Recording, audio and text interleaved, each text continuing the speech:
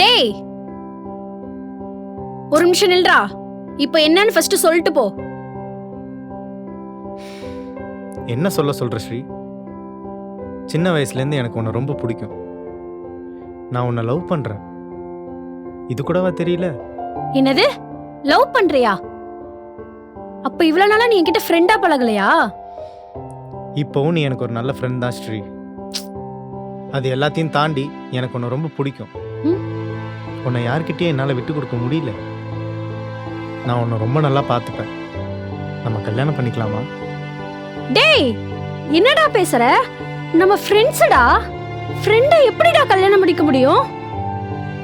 இங்க பாரு அக்ஷய், இது வரைக்கும் நான் உன்னை அந்த எண்ணத்துல பார்த்ததே கிடையாது.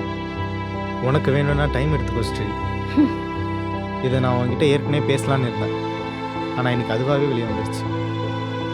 தயவு செஞ்சு சொல்றேன், இதுக்கு மேல நீ இந்த எண்ணத்தோட என்கிட்ட பேசவே பேசாத.